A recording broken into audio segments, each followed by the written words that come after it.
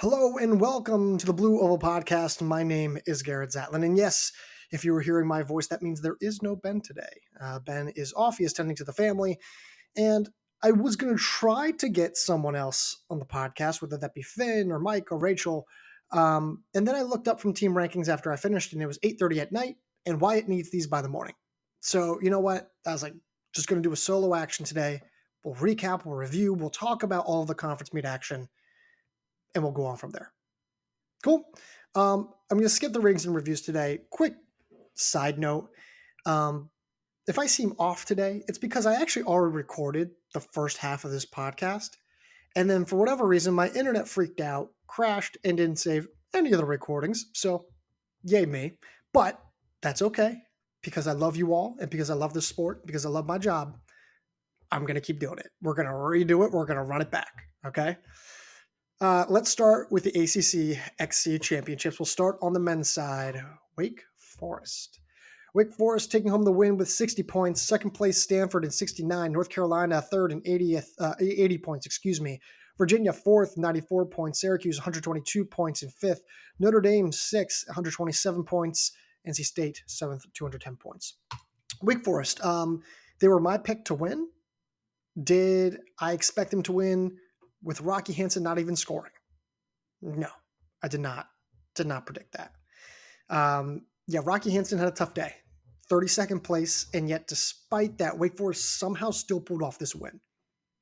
And don't get me wrong, I like Wake Forest a lot. Everyone knows who listens to this podcast that I really like Wake Forest a lot. Having them win without him scoring is monumental. Like Luke T-Walt in 7th, JoJo Jordan in 8th, who we'll talk about shortly. Charlie Sprott 14th, Aiden Roth 15th, Joseph O'Brien 16th. That packed together, great stability. There was no gaps in this lineup. They were balanced, good firepower, good depth. There's still tons of upside remaining. I mean, just so many positives to pull away from this. Of course, the biggest being JoJo Jordan, the freshman. In his very first NCAA cross-country race, he gets 8th. He gets 8th at the ACC XC Championships. Now, yes, I know he was the NXN champion. He was a star in high school. Like, I'm well aware of that. But for your very first cross-country race in the NCAA, actually, your very first race in the NCAA, period, for that to be an 8th place low-stick result is huge. Because when you look at this team, we were looking through this, we go, well, they're great. They have a lot of upside. They're young and they're deep and blah, blah, blah, blah, blah. But Luke T-Walt was going to graduate after this year. He is, or at least he'll be out of eligibility. So this team was going to be down one low stick, a crucial low stick. But JoJo Jordan seemingly just stepped into a low stick role. And now what happens when the rest of this team gets even better? I mean, this is a massive development. So huge run from Jordan. T-Walt, excellent as always. He's been so good this season. I'm so happy to see that he's back in top form. Before we move off of Wake Forest, though, Rocky Hansen.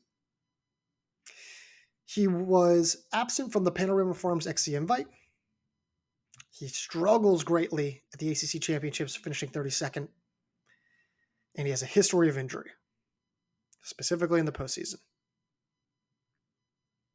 The optics aren't great. They're just not. Now, am I saying that he is injured or he's coming off of injury? No, maybe this is just a fluke performance. It's totally possible. But not great from an outsider's perspective. Stanford in second, 69 points. Just good across the board. I mean, all they did was just validate their pre-nationals performance, right? The excellence of that result. Cole Sprout in 4th place, Thomas Boyd in 9th, Alexi Young in 11th, Robert DiDonato 22nd, Leo Young in 23rd. I mean, everyone has kind of like delivered consistently on the same promise that they showed earlier in the season. DiDonato, again, extremely clutch, just like he was last fall, offers a great back-end result. Leo Young, by the way, in 23rd place, he is quietly becoming one of the better 5th scorers in the country. Like 23rd is a great run from him. And yes, I know his brother was 11th, but it just from a stability standpoint, and Paul Bergeron, the freshman, back in 27th place, I like the Stanford team. They just seem a little bit more grown up than they're kind of supposed to be. Now, that happens when you have DiDonato and T-Wall and Sprout kind of sprinkled in there. But Bergeron and the Young brothers, they're both either sophomore or freshman. So nice run from Stanford. North Carolina, 80 points. Let's touch on Parker Wolf. So Ethan Strand got second. Parker Wolf was third. Wolf was rumored, and I had mentioned this on our last podcast, that he was rumored to have an injury. Then he comes out here, gets third place, doesn't quite look himself. Still great, but does not quite look himself. Let's runs Paul. Oh my gosh, John Galt. I don't know why I said Paul. I think I'm still on the Paul Bergeron language there. But John Galt comes out and says, yeah, he had an injury, and that's why he wasn't at his best. And now you have to wonder, okay, is he still in the national title conversation individually? Team-wise, it didn't really make that much of a difference. I mean, in the grand scheme of things, with Strand 1 point ahead of him, it was really a 1 point difference. So I'm not super worried about the team implications. I don't know if I'm ready to keep Wolf in the individual title conversation. That's kind of a tough scenario. Now, granted, he was injured only for a brief period and is seemingly back, and I don't think you get third at ACCs when you're not at least some level of nationally competitive. But something to monitor. But Strand continues to be elite. Strand has been so good. Loved his result for him. Second place. Parker Wolf third. Colton Sands 12th. The Mount Lebanon alum. He's been awesome. The tremendous progress that he has made over the last year, fantastic across the board. He has been a fringe low stick, and he has been the reason that why UNC has remained competitive, and maybe in the podium conversation. Still tough, but maybe in the podium conversation. Will Coogan, though, is the winner of this race for UNC, 21st place. Now, we knew he's talented, and we respect what he's been able to do in the past and his experience. He was 72nd at the Nutty Comb Invite, so maybe we should have seen his 21st place finish coming. But otherwise, he's been largely unexciting, and obviously he had that accident about a little over a year and a half ago, and it was a severe car accident along with Patrick Anderson. But I don't know. I don't know why. Maybe my expectations just weren't that high for him. I didn't think he'd crack the top 30, but he got 21st. And that's a great run from him. Great run. The challenge, however, is that Patrick Anderson was back in 44th place, which again is not terrible maybe for him and where he's at currently, but the gap is significant. And that probably needs to be addressed at the national meet if this team wants to be on the podium. That or Anderson's going to have the race of his life, which we know he has the pedigree to do. Like, I remember at one point he was a top 50 name in our rankings a couple years back, at least briefly. Like, he's at his best, he's a no-joke talent. But the gap right now is significant, and if UNC wants to be on the podium, they have to fix that fifth spot. Virginia. I love Virginia's top 3. Gary Martin winning this race, by the way, individually. Let's just talk about that. I think we looked at Martin as a middle distance guy. He has the great mile credentials and 800 credentials. And yes, we knew that he was going to be a great cross country runner, and we knew he had exceptional range. We knew all of that, right? And I think it would have been no surprise if he ended up as a cross country All-American this fall. But if you would have told me at any point in his career that he was going to be a cross country champion in the same era as Ethan Strand, Parker Wolf, Cole Sprout, Rocky Hansen as well, I would have not believed you at all. This was a big upset win. A big upset win. Could I have seen him placing top 5? Sure. I don't know if I would have predicted it, but yeah, that was realistic. Him winning this race was massive. And now all of a sudden, I have no idea what to do with him in our rankings. Is he a top 20 name? Is he a top 10 name? Where should he be ranked relative to Strand and Wolf, who have just flat out been better this fall? I just don't know the answer to that. So yeah, I don't know. Let me know. Let me know in the comments, where you can leave a rating and review on Apple and Spotify. Virginia also, so Gary Martin in first, Will Anthony in fifth, Nathan Mountain in 19th. I think that was about as good of a top three as Virginia could have possibly asked for. Will Anthony probably on the better end of expectations. Nathan Mountain, really solid run. Maybe he could have been a couple spots higher, but like that's about right for him. And I really, really, really like this top three. The challenge is that they had no one else in the top 30. I think their last two scores were 31st and 38th, which is fine for a top 15 team. But if you want to be a top 10 team, the back end needs to improve. We've been looking for Justin Wachtel to do something. He has not. We've been looking for someone to step up. They haven't. I've been looking for Will Daly for the Dartmouth grad transfer. Haven't seen him much. Or if I have, I just haven't noticed him. The back end of this lineup needs to be better. Because right now, Virginia has squeezed as much value out of their low stakes as they possibly can. They were fourth place. Syracuse, fifth place. Sneaky good run. By the way, like I said, this is the first time outside of the pandemic year that Syracuse has finished outside of the top two at the ACC-XC Championships since they joined back in 2013, I believe, which is wild. They were top two in every year but the pandemic year up until now. They were fifth, which I still think this is a good run for them. Fifth place. They had Sam Lawler in 10th, beginning to look more like a low stick that he was in the postseason of last year. So Ferrari, he's looking more like a low stick. He's always been a great, great, great support scorer. Now he's looking more like a low stick. Alex Comerford in 20th. He's always been a back-end support guy. Now he's a high-impact middle lineup scorer. That's awesome. Through three runners, Syracuse was great. Loved what they did. The inexperience of redshirt freshmen Benny Anderson and Connor Ackley, I believe they finished 34th and 47th. Yeah. Not great. That's just classic inexperience, though. And I think we kind of hinted at that. And I think we know from their performances earlier in this year that they can be better. And I don't know why I think they'll be better in the postseason, especially when they jump up to 10K, which is even more of a daunting task. But I just think that they're going to be better. Maybe I just trust Syracuse as a program. I coach Brian Bell, but yeah, I don't know. But I think all things considered, considering those guys didn't run their best races, I still thought Syracuse ran really well. Like Lawler, Harari, and Comerford ran exactly as well as you'd hope they did. And I was really excited for them, especially Comerford, who's been an underrated piece of this lineup. Sixth place, Notre Dame.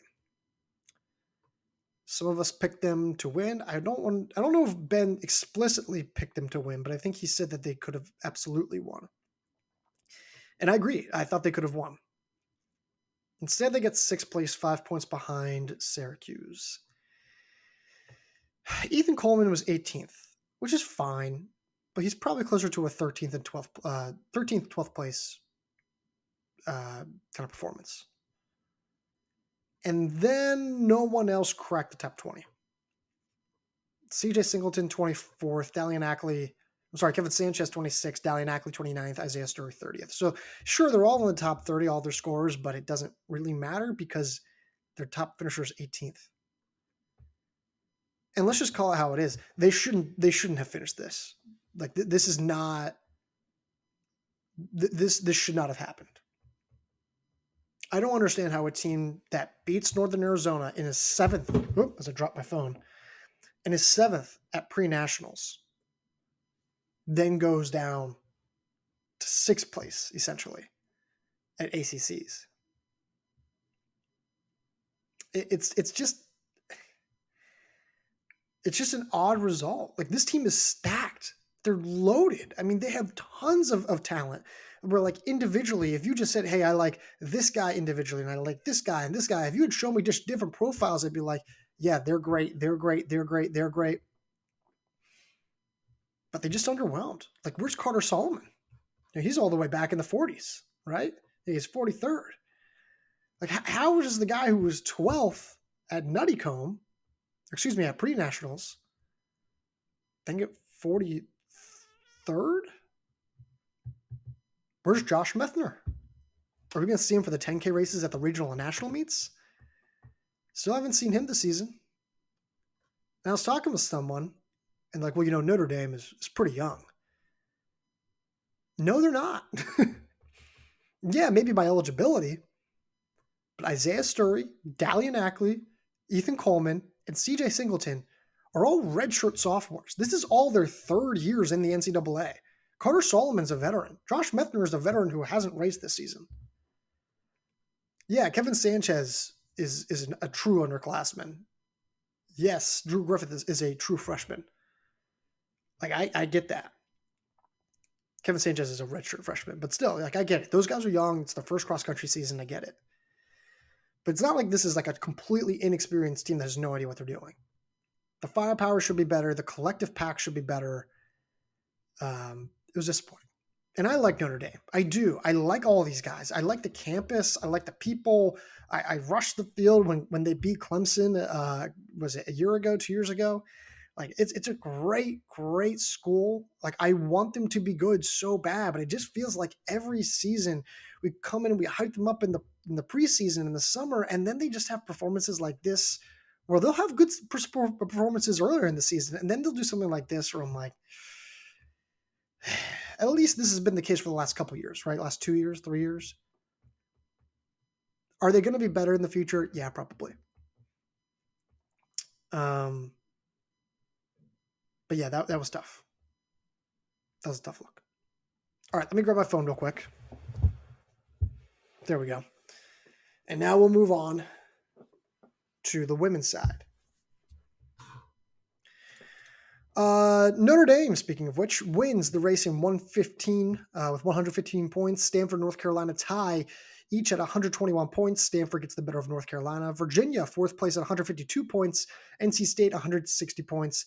Boston College, 6. Florida State, 7. Syracuse, 8. Wake Forest, 9. Louisville, 10. Clemson, 11th. Notre Dame. It was a pretty ugly win, if I have to be honest, but they did it. And the fact that they won with an ugly race is impressive. And I say it's ugly because Emily Covert, their star low stick, one of their 2 star low sticks alongside Sienna Chisholm, she got 37th, which is a tough result. She didn't score. And yet, despite her not scoring, just like Rocky Hansen on the men's side for Wake Forest, Notre Dame still won. Sienna Chisholm in 6th place. Awesome, great. I think we knew she was capable of that. And then you kind of go down the list, and you see Mary Bonner Dalton in 22nd, Erin Strzelecki 26th, Christian Farley in 30th, Isabel Ilori in 31st. And as I kind of go through all these names, I'm like, great run, okay run, good run. They're all underclassmen except Strzelecki, who's a veteran. They're all these underclassmen who are yet, despite their inexperience, really consistent and really reliable and really stable, which is not usually what you see from a large group of underclassmen. But youngsters are acting as the backbone of this lineup. It's really impressive. This is not the first time that we've seen this. It happened at pre-nationals and it happened at Joe Piani. And isn't it funny how if I had told you on the men's side that if a team had a 6th place finisher and then went 22, 26, 30, and 31, you'd be like, okay, that's a top 5 team, but they're not winning. Well, on the women's side, that does win you the race. And it just kind of goes to show how stacked and how deep the women's ACC is. So great run by Notre Dame. I actually love this for them because they still won without a top low stick, and it makes me think that their floor is insanely high, maybe one of the highest floors in the country, and that they can still very much be a podium team. In fact, I think they're probably one of the safest picks in the country to be a podium team outside of the national title contenders. Stanford, 121 points in 2nd place, beating out North Carolina, the tiebreaker. I don't really have a whole lot for this. Like, structurally, it's not too different from pre-nationals, except it's just the latter 3 scorers being better. So Zofia Dudek in 10th, Sophia Kennedy in 11th, good 1-2 punch, just as we expected. Riley Stewart in 27th is a nice run. It's definitely an improvement from her 105th place performance from pre-nationals. I'm pulling that up right now. Yeah, 105th. Wow, look at me. Pretty good. But I think Julia Flynn in 34th and Nicola Hogg in 39th. Those are the big reasons why Stanford got runner-up. Those are, for them, pretty good results. Like, they're not gonna blow the world away, But compared to all the other teams behind them, you'll see that they all had scorers who dropped well past them, had back-end scorers that dropped well past them. So while it may not seem all that great at first glance, these were actually some of the better fourth and fifth scorers in the field. They were actually really good. So if Stanford wants to celebrate anyone, it should be Julia Flynn and Nicola Hogg with top 40 finishes. Those were the real winners of this race. North Carolina, they're basically like an inverse version of Stanford, whereas they're more top heavy and less stable on the back end. Fatima Alanis in fifth, awesome. Bryn Brown in eighth, awesome. Probably the better end of the low stick scoring that we thought they could have offered for UNC. Great runs.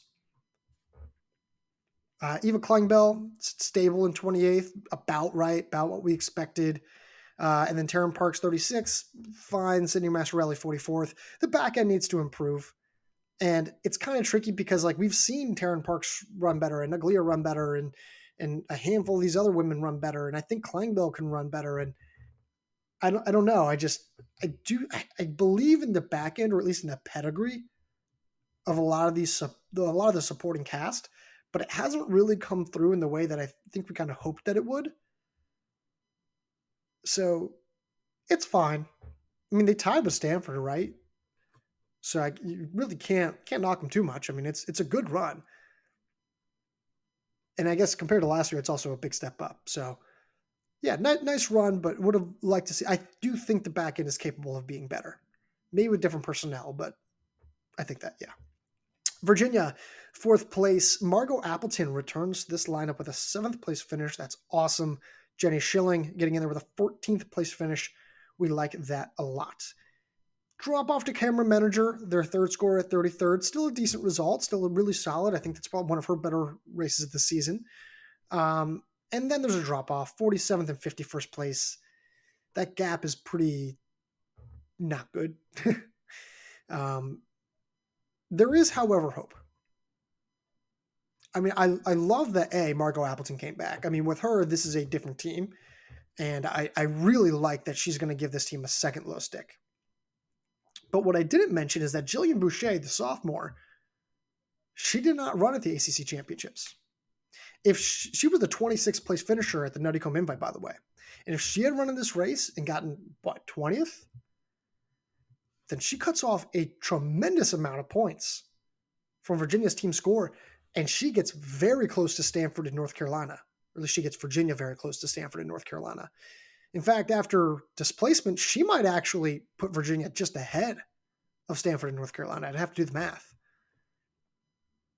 Actually, it'd be tight. But still, I mean, that just kind of goes to show where if Jillian Boucher was in this field, we could have possibly had a three-way tie for second, which would have been wild.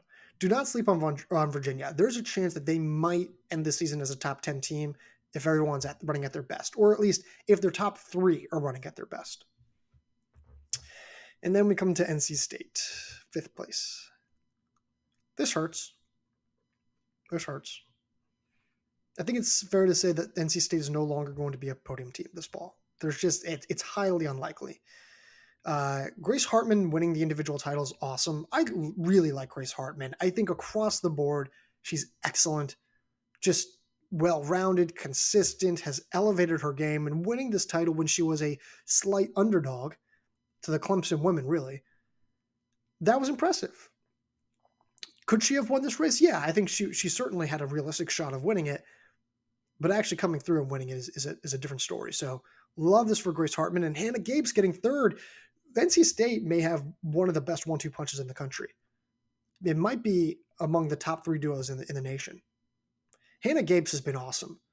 Her rise has been monumental. I mean, she has been so good. Extremely underrated.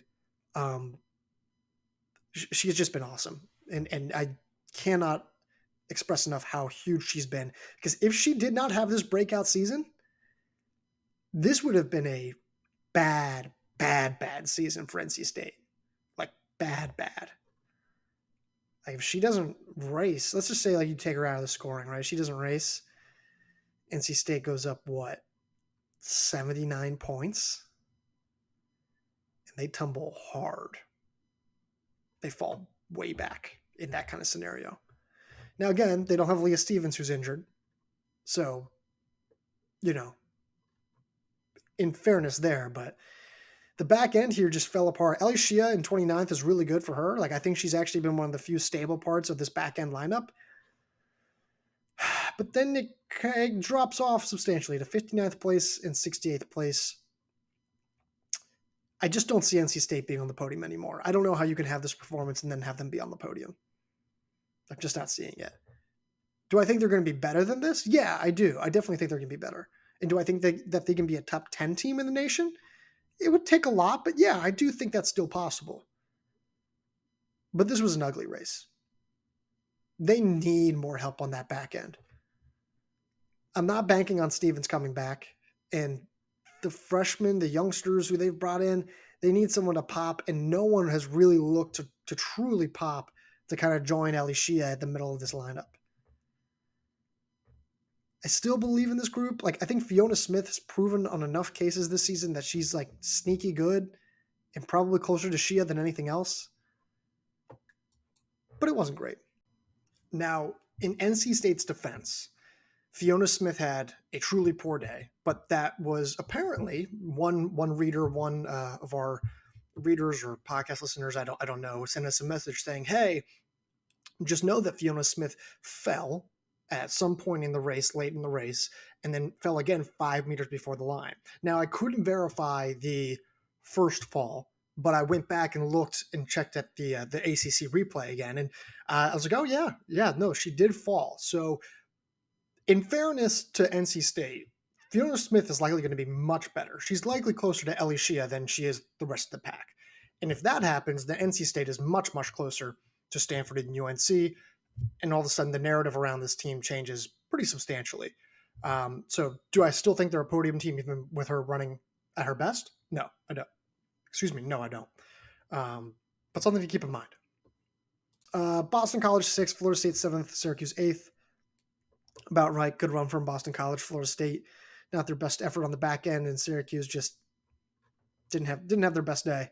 Savannah Rourke 13th, Emma Eastman in 18th though. That was a nice run for her. All right, we're moving off of the ACC, the ultra deep ACC. Let's go to the SEC. We'll knock out SEC. I feel like that's an appropriate spot. Actually, you know what? I take that back. We're going to go to the Big 12. I feel like the Big 12, definitely the meat that we should start with. We should have started with, excuse me.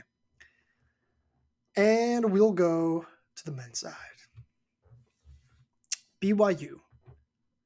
BYU men upset the reigning national champions in this year's heavy national title favorites, Oklahoma State, 41-52 for the Big 12 title. BYU is just flat out awesome. They're just better. Casey Klinger, 3rd, elite. James Corrigan and Joey Noakes in 7th and 8th. Great runs. They're going to be All-Americans. Creed Thompson in 11th. That's like an off day for him, by the way, like a slight off day. And then Lucas Bonds in 12th having an outstanding race. Not only that, Davin Thompson, their 6th runner, was 15th. Even if Bonds or Thompson, not and, even if Bonds or Thompson don't run, Davin Thompson gives them enough for the win. Still gives them enough. This team was just loaded. They just came to race. They were just better. Like, I didn't even see Garrett Stafford in these results. Aiden Troutner was in 25th. I'm sorry, Garrett Stanford. Excuse me. He was 35th. Aiden Troutner was 25th. Luke Grunvig was 30th. So yeah, they step back a bit. Yeah, Jacob Stanford was 42nd. Garrett Stanford was 35th. There we go. So yeah, like this BYU team didn't even have Troutner at his best. Now, granted, Troutner's a bit inconsistent, but still. Like, and Garrett Stanford, I think it was Garrett Stanford, was 21st at the Nutty Comb Invite. Like, these are really good runs. Lucas Bonds especially. Now, did I think BYU had a shot of beating Oklahoma State? Yeah, I did. I did think that they had a shot. I didn't think it was like a big chance, but I thought they had a shot. But to beat them by 11 points is pretty wild. Because if you look at Oklahoma State, they just didn't run well, period. Brian Massell takes home the win. Awesome, great. I think he was favored. Him beating Solomon Kipchoge of Texas Tech for the win. Awesome, awesome, awesome. He's great. Dennis Kipnigetich, 6th place. Okay, we maybe thought he could be top 5, top 3. But 6th place is totally fine, very passable. Victor Shisama, 9th. If he was their 5th scorer at 9th, I think would have been like, okay, cool. 9th as the team's 3rd scorer. That's where we were like, oh, maybe this is getting a little bit more interesting. And then there was a drop-off. Ryan Shoppy was their 4th scorer in 17th place, followed by Laban Kipkemboy in 19th place, Alex Stitt, their 6th man, in 20th. Fawad Masaudi struggled. Settled for 32nd place. Will Muirhead also didn't have a great run. He was with a handful of guys who crossed the line. He was with Jacob Deacon, 43rd and 44th, those 2 guys. They just didn't run well, Oklahoma State. Like Laban Kipkemboy, I think we thought could have been a little bit better. Fawad Masaudi, we know can be better. I don't know. I don't know who is my national title favorite now, because I'm convinced Oklahoma State's going to be better in the future. Convinced. Fawad Masaudi peaks for the postseason all the time, and this is his first off day, quote unquote, that I've really ever seen him have on the grass. Mainly because he never races on the grass, but this is really the true first off day I've ever seen him have. BYU, though, has made this a conversation. They've made this much more interesting. And now I can't help but wonder, though, what happens when we move up to 10K. I don't know what the answer to that is, but now I do know that BYU could absolutely win this national title. What are the chances of them doing so? Well, a lot higher than before, that's for sure. I'm still not sure who I would say is my national title favorite yet. I don't think it's going to matter what the regional meets do. I think we'll probably save that for our national meet preview, who I'm choosing. But man, BYU, they made that real interesting, really fun. Go check out YouTube, by the way. Shout out Rachel Hickey, one of our D1 contributors. She was on site. She got some Big 12 interviews, which have been so good for us. Her and Mike McKean and Finn Burney on a D1 side. I just want to take a brief moment in the middle of the podcast. Shout out Finn Burney, Rachel Hickey, Mike McKean. They were awesome with all those previews and predictions. I don't know if you guys saw the site. The site was stacked with content. Stacked with content. It was awesome. Further down the results here, Iowa State, 3rd place. This is about right. I mean, I don't really know what to say. I think Joash Ruto entering this lineup is great, seeing him at 13th place, but he wasn't quite as potent as maybe we thought he could be. Same with Sanel Masando in 14th place. And I love Iowa State's depth. Gabel Pierre, Devin Kipiego, Timothy Sent, Rogers Kiplimo going 21, 22, 23, 24. But from a beating other teams on the podium standpoint, those back-end results aren't really going to matter. It's going to get them 4th place. They have one of the higher floors in terms of trying to lock down a podium spot, but I mean, it's going to be tough to really crack into that top 3. Texas Tech in 4th place. The top heaviness of this lineup won the day. Solomon Kipchoge is the real deal. 2nd place, just a second behind Brian Massell. Are we ready to say that Kipchoge is a national title favorite? Is he one of the guys you can say, I firmly believe he can win a national title? Firmly is a tough word to use, but yes, I'm going to say I do think he can win a national title. That's not to say that I'm picking him to win a national title, but I do think he can win a national title. Ernest Chariot in 5th place, awesome. Elite 1-2 punch, great, awesome. Vincent Koek, however, is really the big winner of this day for Texas Tech. He was in 18th place. He gave this lineup some much-needed stability. He solidified, he stabilized it. He allowed the top 2 of the Red Raiders to basically salvage all their scoring value and their scoring potency. So big run there, especially with their 2 guys dropping off dramatically to 47th, 51st. It was a big drop. And really, I don't really know how much more you're going to get out of this Texas Tech guys. Like you have to have those latter two scorers make big leaps. And with Kipchoge and Chariot really already providing as much scoring value as they can, the upside is going to remain with those latter two guys. And unless you're a big believer in them peaking for the postseason, I don't see that changing. I don't really see them changing from a fringe top 20 team. Colorado, 5th place. This is frustrating because they didn't run poorly, but they didn't run well. Dean Casey, 16th place, nice lead scoring effort. He was probably the only good result from this. And what's frustrating is that they had all of these guys packed together in 26th place, 27th place, 29th, 31st, 33rd, 39th, 40th, 41st. They had 9 guys at a Texas Tech's fourth scorer. 9 guys. And yet they still lost by 20-some points to Texas Tech. This is such a weird team.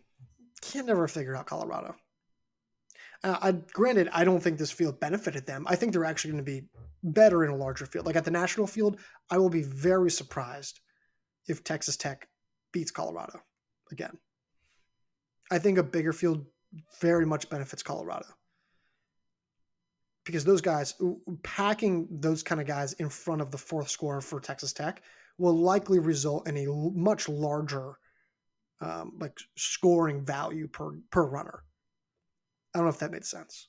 But okay, moving off of that, going to the women's side. Women, BYU wins with 41 points. West Virginia second with 60 points. Utah third at 86 points. Oklahoma State fourth, the 103 points. And I'm just going to end up there.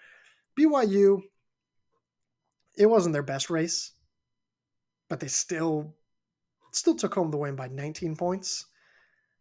Alexi Halliday-Lowry 5th, Riley Chamberlain 6th, Taylor Rohotinsky 7th, Carmen Alder 10th, and Destiny Everett in 13th.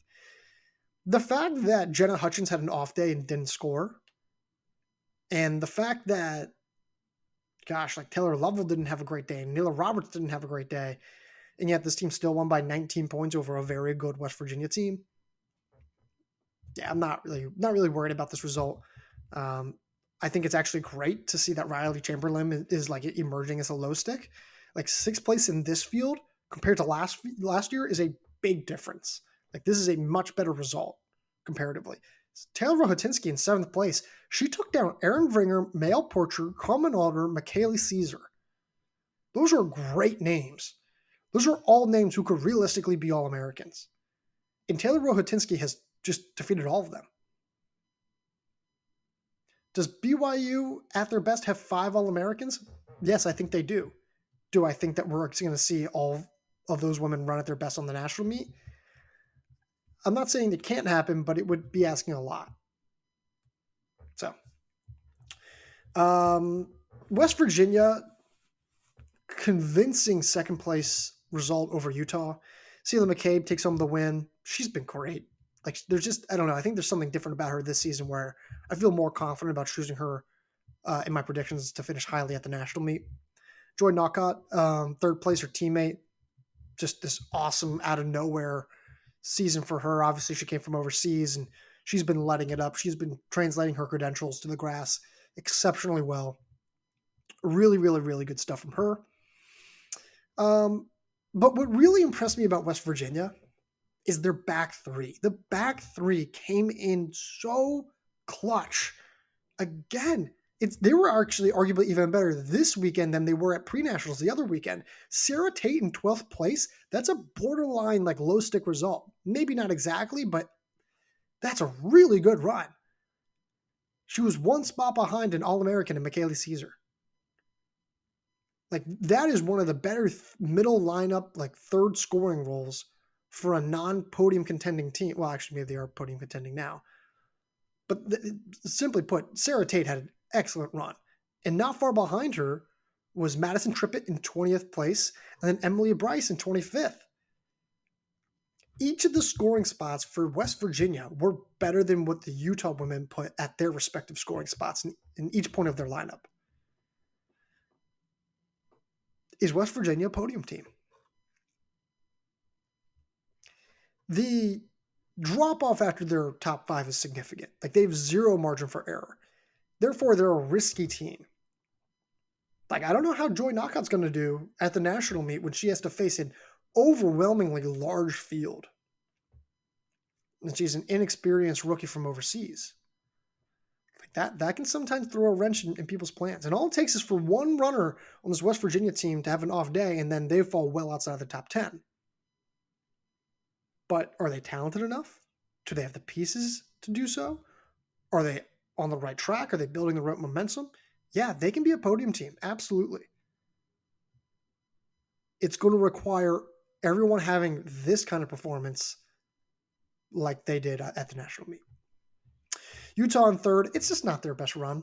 It was a fine run, but it wasn't their best. Erin Vringer, 8th. Michaeli Caesar, 11th. Fine. Anastasia Peters in 18th. Decent run for her considering the season that she's having. Katarina Nowakowska, sure, 22nd place. And Morgan Jensen in 29th. I think pretty much everyone in this lineup can be a little bit better. And maybe that collectively makes up the 26-point gap on West Virginia. Probably not. Do I think I trust Utah still more in a larger field? Yeah, I trust them more, but that doesn't necessarily mean I think that they're better or more talented than West Virginia. Yeah, that was not, it just also wasn't their best race, I don't think. Now, I don't really think there were many scenarios where Utah was beating West Virginia with West Virginia running that well. But I still thought that Utah has some upside.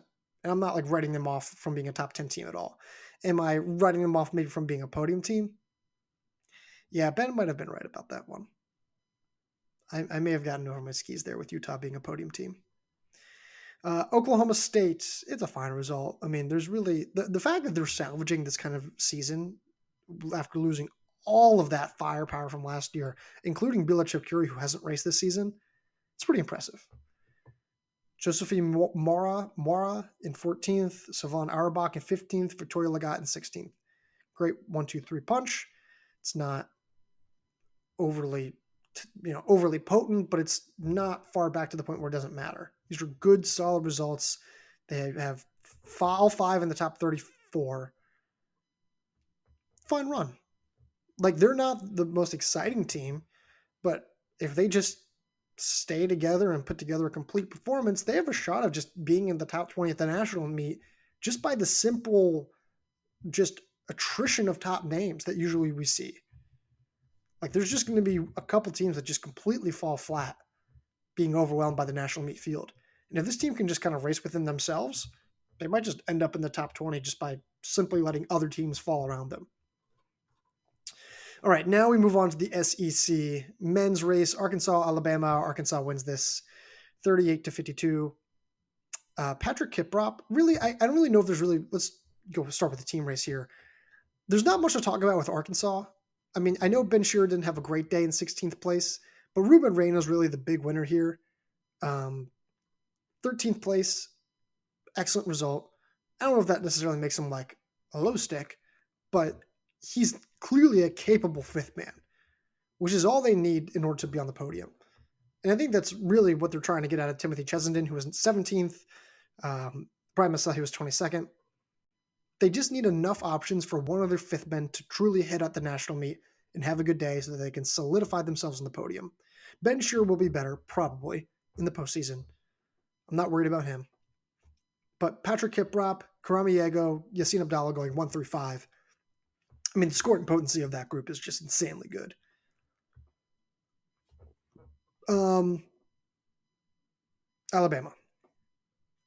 Alabama went 2-4-6 with Victor Kiprop, Dismas Lakira, and Dennis Kipruto. Their 4th man, however, was Hillary Chariot, who was supposed to be a low stick in this race, who would have theoretically been in like 7th or 8th place. The challenge, however, is that he has not raced this season up until this past Friday. When he did race, it wasn't pretty. Now, much like the Rocky Hansen conversation, I don't ever want to assume something, but not racing all season, coming back late in the season and racing, and having that one race be a pretty poor performance, it's not great. It's not encouraging. Like, if Alabama wants to be a podium team, they need Chariot to be at his best. And the funniest part is that I think Alabama actually has a fifth man this year, which is Hudson Hurst in 21st place. If Hurst can like replicate that result at the national meet, then all Alabama needs is really for Chariot to kind of replicate an All-American low stick result like we've been trying to get him to do for the last couple years. If he does that, then Alabama has a very good shot of being on the podium. But it's going to take a lot. And they need every low stick that they can get. So monitor that moving forward. Before we move on to the women's side, Patrick Kiprop. So here's the thing. Patrick Kiprop wins the individual SEC title on the men's side. I hate times. I hate times in cross country. Don't bring them up to me. I don't think they're relevant. I hate times in cross country, specifically for college. High school is a little bit different, especially because the course, it's 5K distance is a little bit different from the 8K, 10K differences there, a little bit more expanded. A lot of the, I don't know. I just think it's different for high school. But 21:57 for 8K, Patrick Kiprop did. That's pretty wild. That's an insanely fast time. And again, I hate cross-country times. I don't think they're relevant. But I think that is a kind of performance, that's a kind of win that makes me go, okay, you beat Victor Kiprop by 10 seconds. Yeah, you're probably talented enough to win the national title individually. I don't know if I'm going to choose him, but is he capable of winning the title? Yeah. Yeah, I think so. And so now I'm trying to figure out, so where would we rank our title contenders? Who are they? Samuel, Blanks, Kipchoge, Masao, Kiprop. And are we going to keep Wolf in there after this past weekend? I don't know. I'll let you guys figure that out. Women's side, Alabama wins 72 points. Tennessee second, 103 points. Florida third, 122 points. Arkansas fourth, 132 points. Texas fifth, 150 points. Ole Miss sixth, 155 points. LSU seventh, 213 points.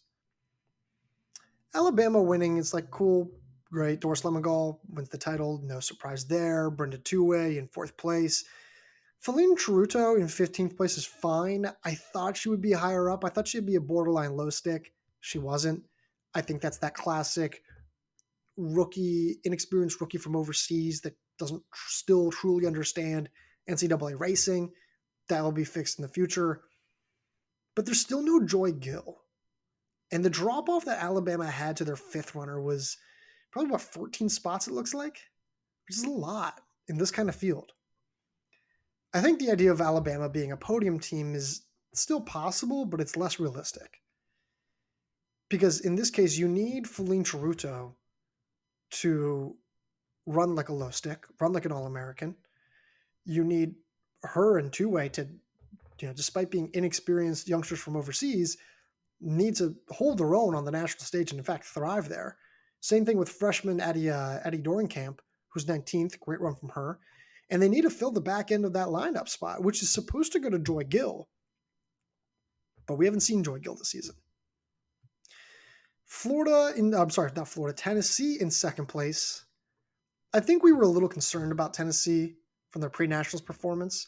But if you go back and look at it, they were missing two key lineup scorers, which I believe were Caroline Lyerly, and Rachel Sutliff. Thankfully, Tennessee had those two women back. And everyone, for the most part, through four runners, they ran very, very well. And they deserved the second place finish. Ashley Jones in sixth place, probably one of the better low six results that she's provided as of late. Jillian Catalino in 18th, Sutliff in 20th, and Lyerly in 21st. Through four runners, like this team was really good. Like they is stable, they had a low stick. And it just kind of makes you think like, man, does this team just have a knack for peaking in the postseason? They might. But this was encouraging because pre-nationals was not. Again, they didn't have a full lineup, but I think we've been pretty underwhelmed by Tennessee this season. So to see them kind of pull this off, produce a result like this, it was encouraging. It was nice. Of course, the fifth runner was further back. They were in 38th place. I am a believer that they're going to find a fifth runner. I think maybe just because I've begun to develop this narrative that they're going to peak in the postseason. I don't know who that fifth runner is going to be, but I think they're going to find someone. And I would think it's Rebecca O'Keefe. Although, no, who else was it? I might be mixing her up with someone else who I had in mind. Oh, it might be, is it Tula Fawbush? Yeah, not entirely sure. Oh, well. The point stands. I think Tennessee is going to find a fifth. Florida in third. Weird result for Florida. Hilda Olamamwe second. Sure. I think she was projected to get second. She got second. Cool. Her teammates, however, Bethan Morley, Tia Wilson, Allison Wilson, and Gabrielle Schmidt went 28, 29, 31, 32. And they were all separated by 3 seconds. The former two names crossed the line together, and the latter two names crossed the line together. Was this a intentionally conservative race for the back end of Florida's scoring group? Maybe that's just wild speculation and it's unfair, but it was a little odd to see that kind of formation, mainly because I think Allison Wilson can be better and I think Tia Wilson can be better.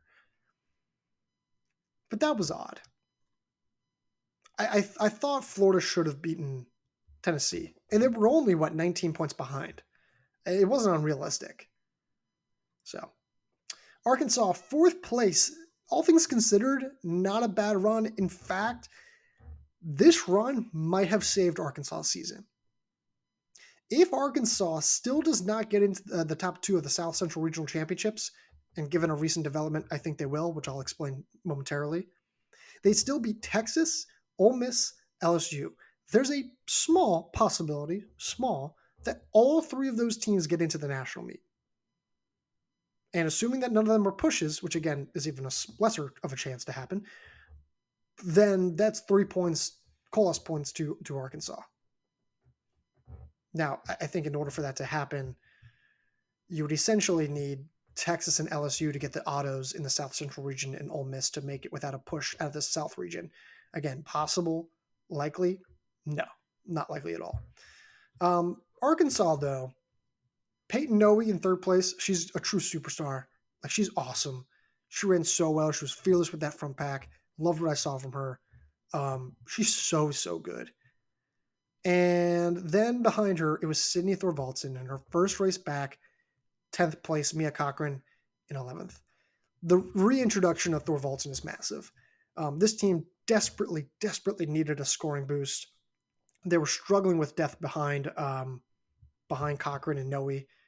And Cochran stepped up to be a low stick in her own right, but they needed more help because that depth was not coming through.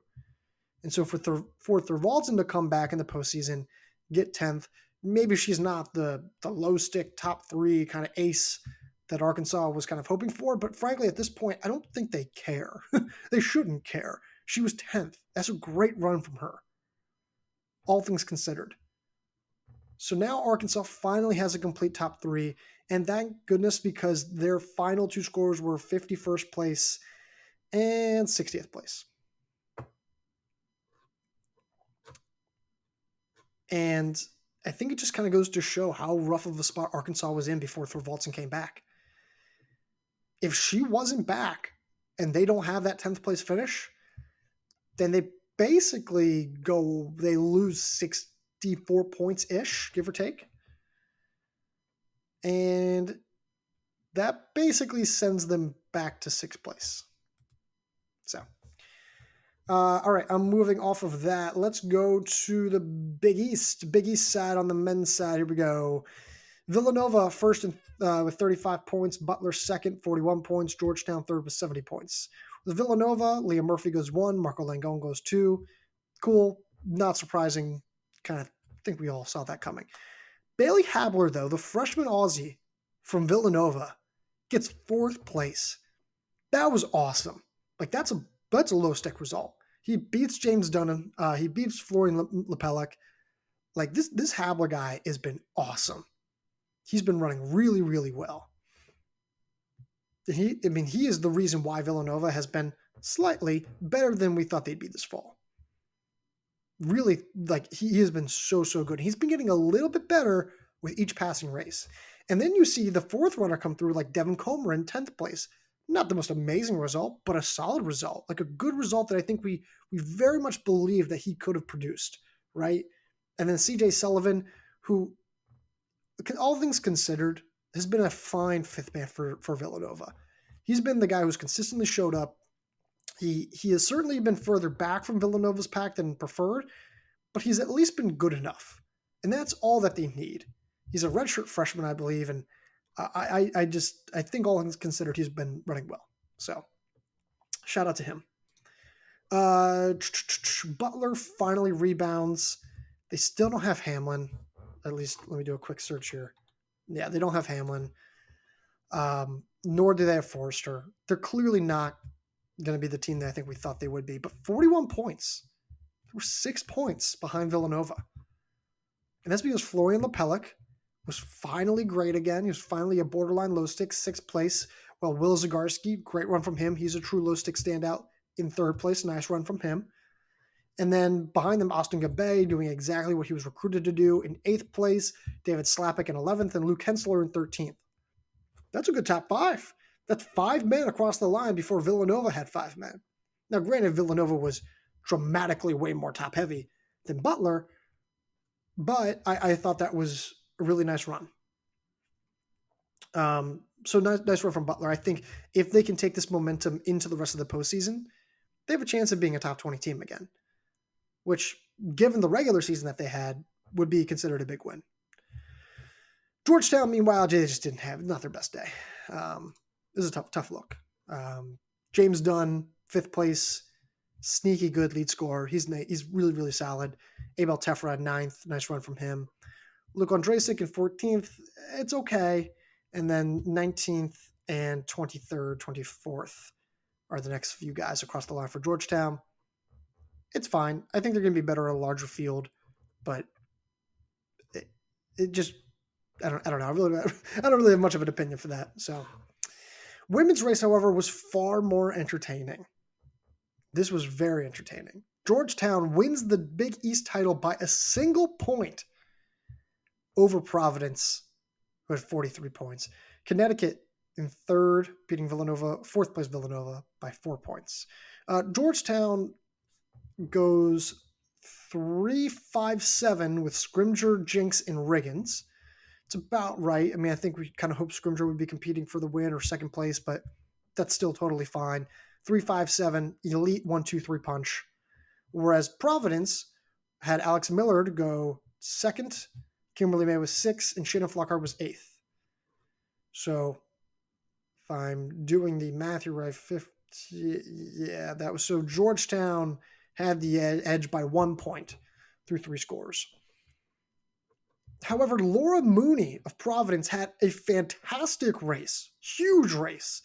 Her getting 10th place and getting ahead of Georgetown's 4th runner was huge, because then Georgetown goes 13, 14, 15, 16, 17. They put 5 women after her, right? And just simply by someone doing the math, Niam O'Mahony gets 18th, and Georgetown wins by 1 point. If Laura Mooney had somehow gotten to 9th place, then they tie. And although I think Georgetown still wins that tie, Mooney was back 15 seconds behind 9th place, so probably not going to happen. But this is the reason why we were excited about Georgetown. It wasn't because they're low stakes. Don't be wrong. Like, we were thrilled about Lucy Jenks, who has been awesome and more than they could have asked for. Awesome pickup from Coach Mitchell Baker. But it's the back end that was built up. That back end scoring group and the depth is massive reason why Georgetown won by a single point. Charlotte Tompkinson from Duke, Olivia Morganti from Colorado, Fiona Max from Princeton, Almi Nuriker from overseas from the UK, And Barrett Justema is a sophomore that was just recently recruited. I mean, that core was so stable and so reliable. And more importantly, they pushed back O'Mahony of Providence. Think about it. If O'Mahony beats Nuremberg, I'm sorry, excuse me, I take that back. If O'Mahony beats Max, if she beats Nuremberg and Max, then Providence, do they win? Is that a win? No, I'm sorry. Yeah, they tie, and Georgetown still gets the tiebreaker. But if she beats Nuremberg, Max, and Morganti, I'm sorry, if she beats Nuremberg, Max, Morganti, and Tompkinson's really the big one there, I believe. If I'm getting this right. No, I get it right. It was, I don't know. I tried. It's 10:30. It's almost 11 o'clock at night. Work with me here. Like I said, I'm tired. I think it's Morganti. Yeah, if she beats Morganti, then O'Mahony moves up 2 points. That essentially allows them to leapfrog Georgetown, even though Georgetown's score wouldn't have moved at all because they would have been cut off by the time that Tompkinson crossed the line. Yeah, okay, there we go. I got it. Thank you all for working with me. So just a crazy race. In other words, Georgetown's depth is the reason. They're displacers. Georgetown's non-scorers are the reason why Providence did not win the title and why Georgetown won the title by 1 point. The biggest difference maker in this race were the women who didn't score. Wild. Yes, I think both teams can be on the podium. No, I don't think it's likely. But we'll see. Or at least I think it's more likely than maybe like Utah. Connecticut, nice run. Beating Villanova is sneaky good because that probably gets them a Kolas point in a certain scenario, or at least a couple scenarios. And let's see who else they beat at pre-nationals. They beat Tulane. Might have a shot at getting out the South Central. They might.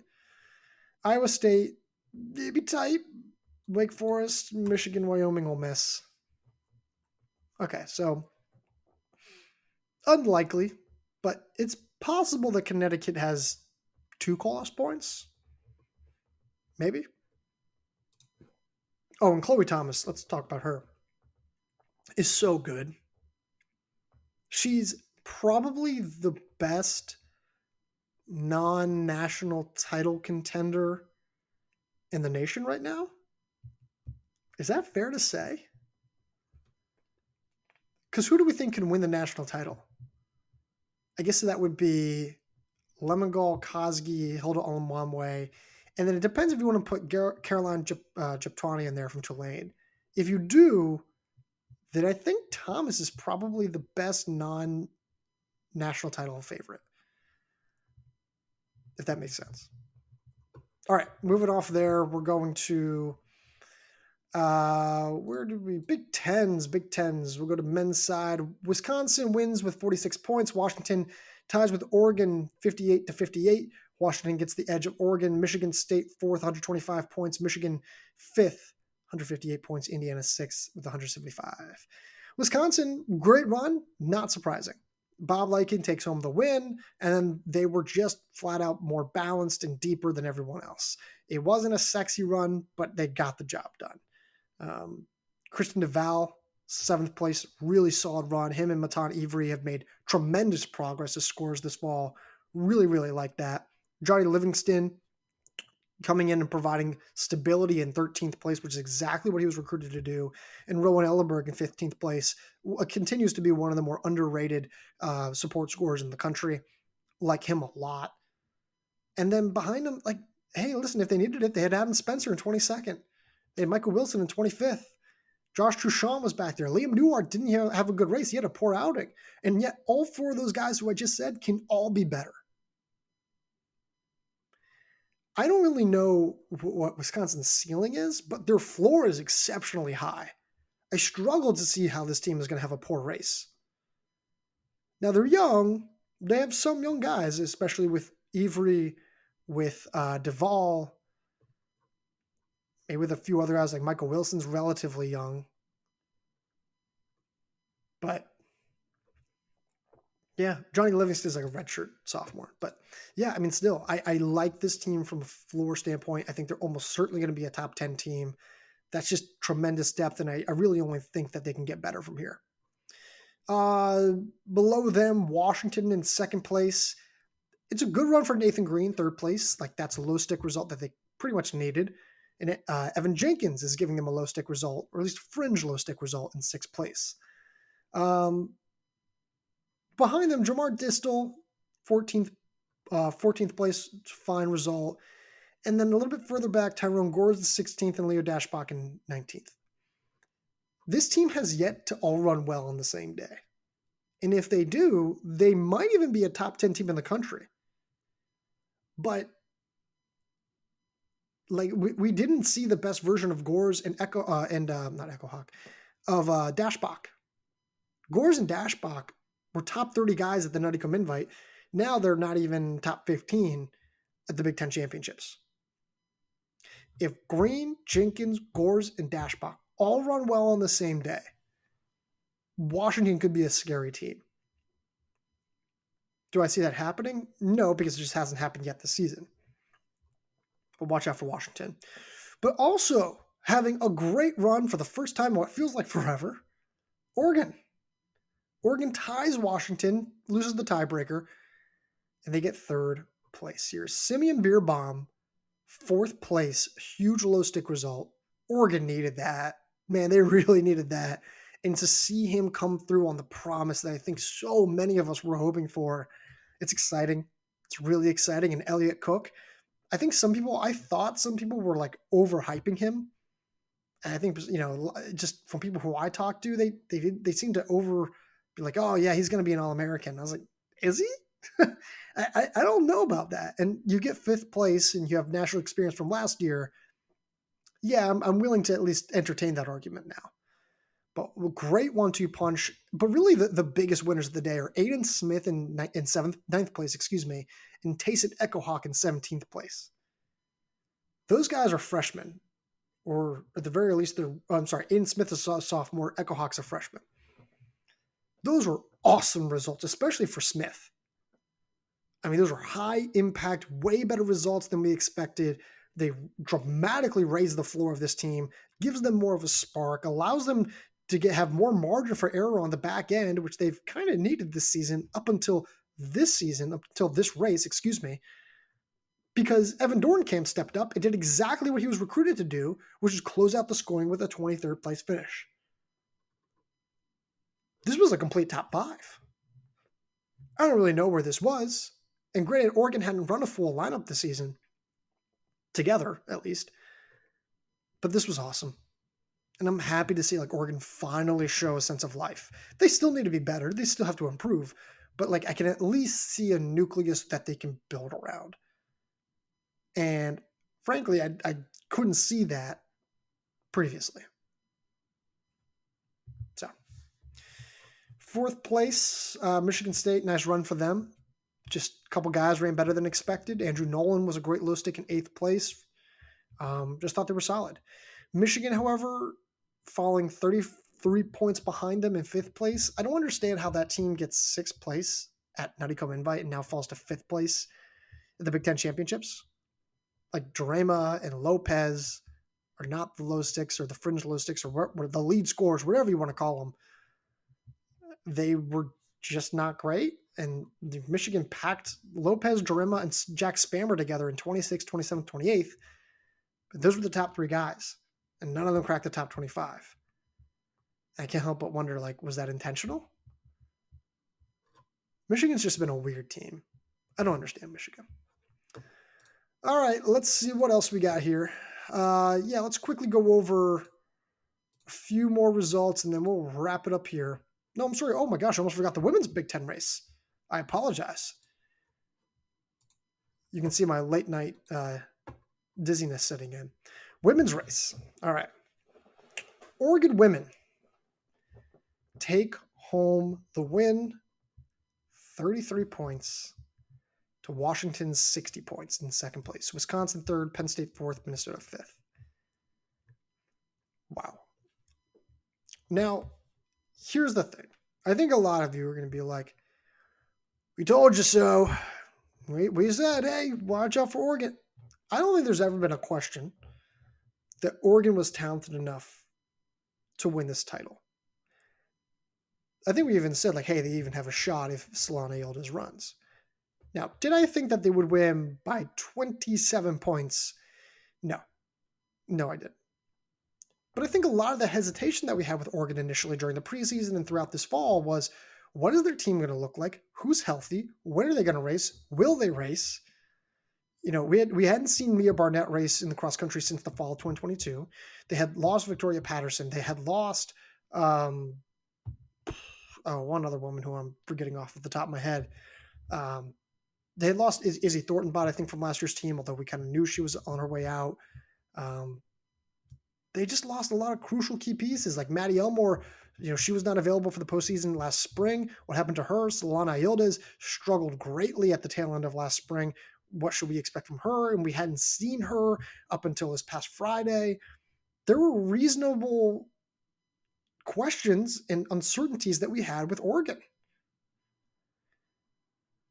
And yet, it didn't matter because they answered all of those questions favorably.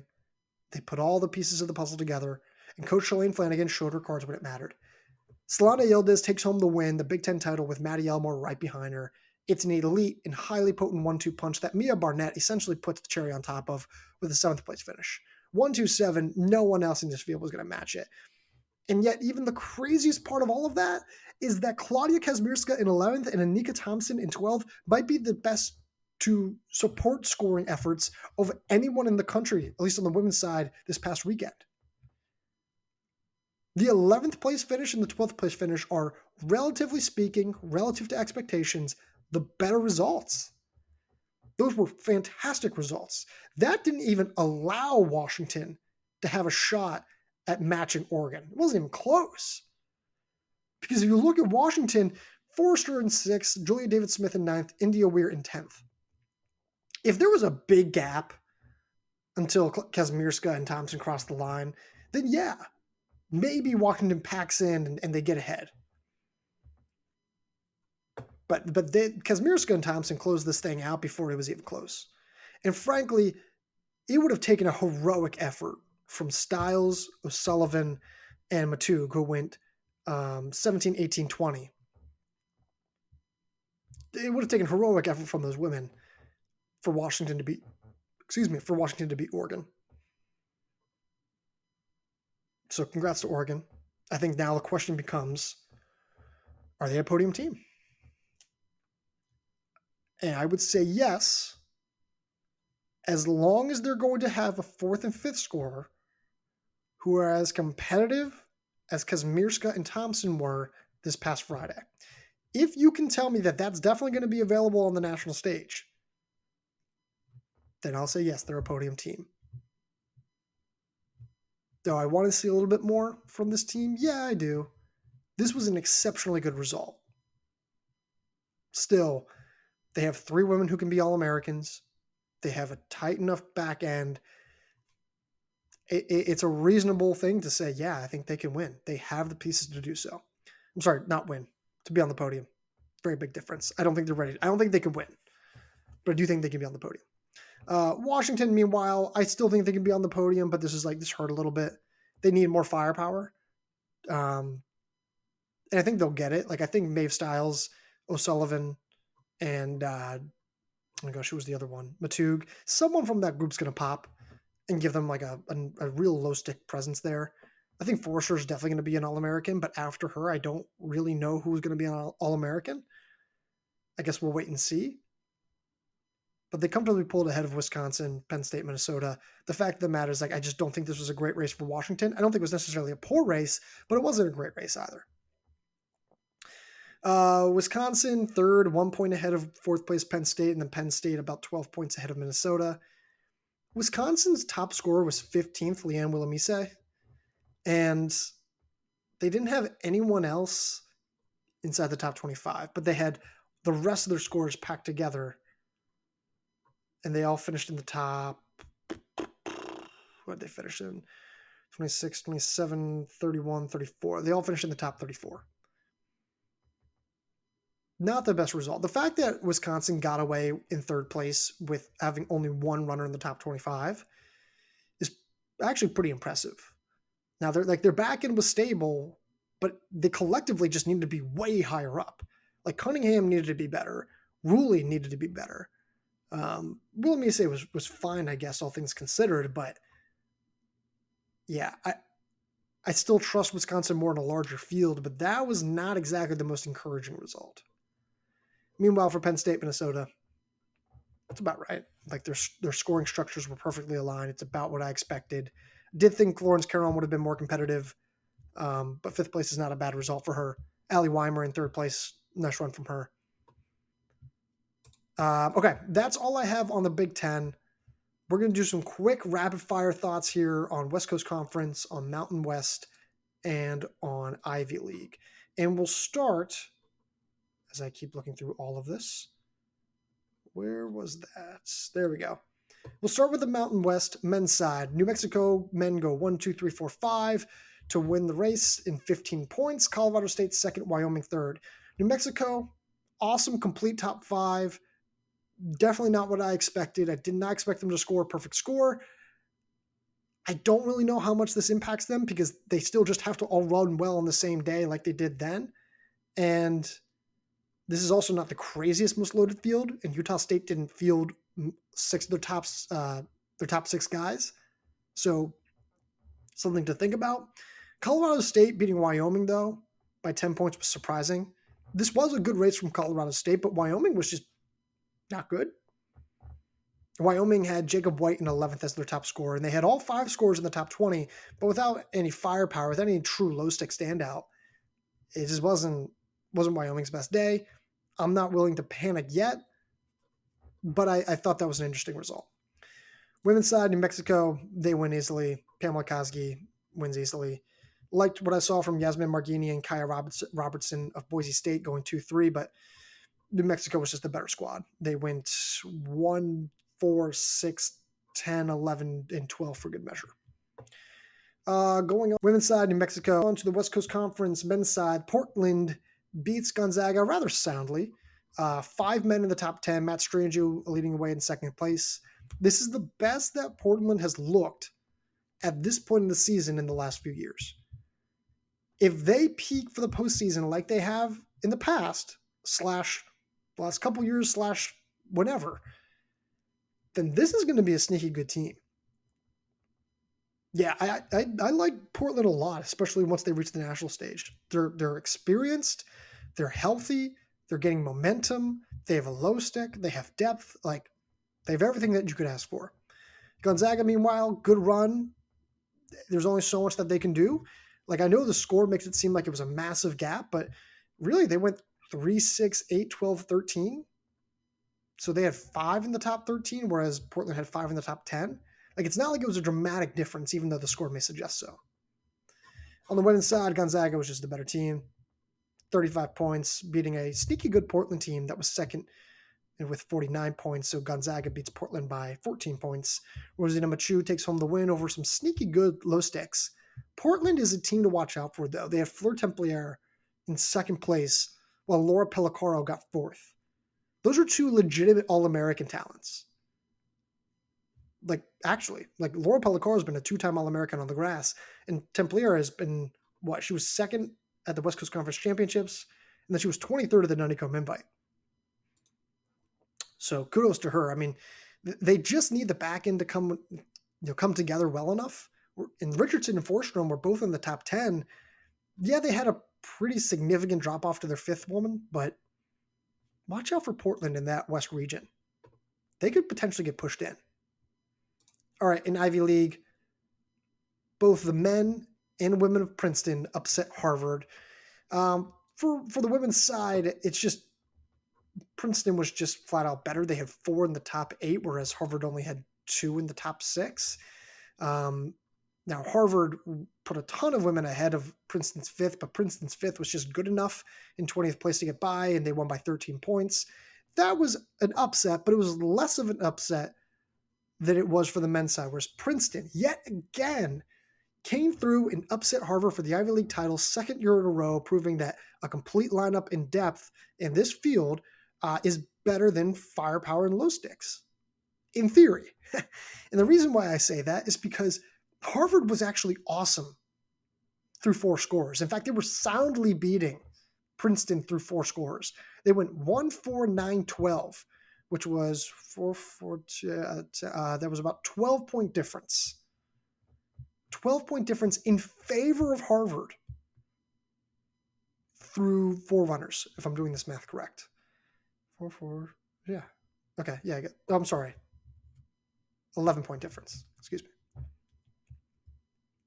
And yet Princeton still won by 11 points. And that's because Harvard's 5th band faded all the way back to, I don't even know where, 43rd place? This was weird. I don't know what happened here. Like, Joe Ewing just had an uncharacteristically bad day. And yet, like, it was weird. I don't understand, like, what happened. Like, Ewing had a bad day, but for no one on that team, for no one else to crack the top 40, I mean, Farron and Kovacs was not in this race, but it was surprising. It was just very, very odd. So do I actually think Harvard is the better team? Yeah, I do. I know Princeton fans are probably going to get upset about that. But if Kovacs was racing, I think he cuts off more than enough points for Harvard to win this race. I guess we'll find out at the national meet. Okay. I'm going to cut it there. 80 minutes solo. In fact, it was actually more like, what is that? 110 minutes solo, because the first half of this podcast did not record as my internet failed on me. But hey, we do it for the love of the game. All right, I'm going to sign off here. Thank you all for letting me ramble for a little bit. Don't know how productive that was. Maybe it was, maybe it wasn't. Shout out to Wyatt Barnsley, who is going to have a heck of a time trying to edit this entire podcast. And thank you to everyone for listening. Sincerely appreciate it. Again, big shout out to our writers, Finn Burney, Mike McKean, Rachel Hickey, for all the work that they did this past week. And that's all I got. So until next time, I'll see you guys later. Bye.